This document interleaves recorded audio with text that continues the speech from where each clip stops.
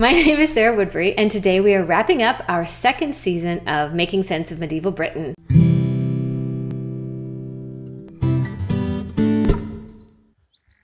This is like the 90th video we've made on Making Sense of Medieval Britain, and the first season was all about the broad sweep of history and peoples covering, 1,400 years. Yeah. But we didn't actually get into religion that closely last season. So this season we figured we'd go back and look at the sweep of religious history over this time and how it interacted with what we'd covered in the first season. Right, and the reason for that is that religion was extremely important to all of the peoples who were living in Britain at the time. This season's series of videos focused on the role religion played in Britain from prehistoric times through the Middle Ages, and the way religion was reflected on the landscape in monuments and artifacts. We began with the pre-Celtic and Celtic religions. Much of what we know of them comes from what they left behind, which includes standing stones, burial mounds, and ceremonial spots like the Hill of Tara. Celtic religion existed alongside the Roman religion, which came later and was also polytheistic, and over time influenced the religion of the Celts. Because Celtic peoples had settled throughout Europe, our discussion also included places where Roman religious monuments overlaid Celtic ones and even blended with them, like Glanham. By the time the Romans left Britain, they'd converted to Christianity, which meant many Britons had as well.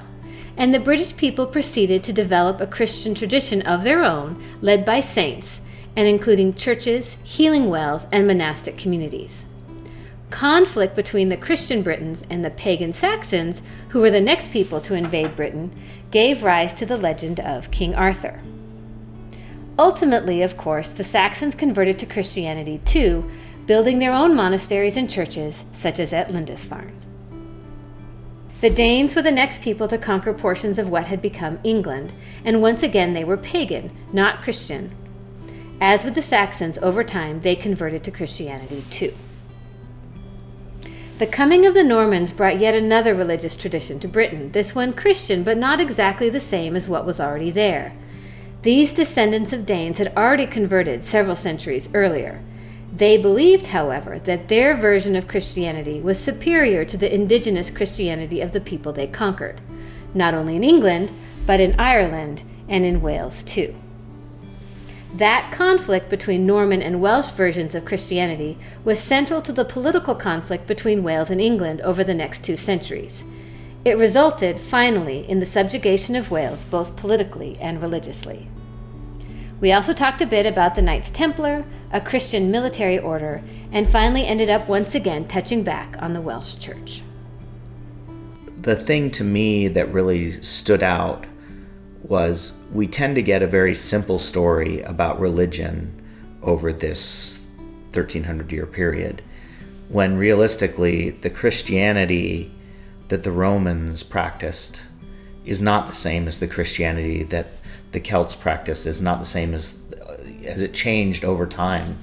And it really was hugely significant differences. And the idea that there was this sort of monolithic Celtic religion and monolithic Danish religion and monolithic Christianity is a fallacy. Yeah, it's incorrect. Yeah. And not helpful, actually, to think of it that way as a sort of like the church, because the church was many different things and different things to different people in different times. So what are we doing next week? I have no idea.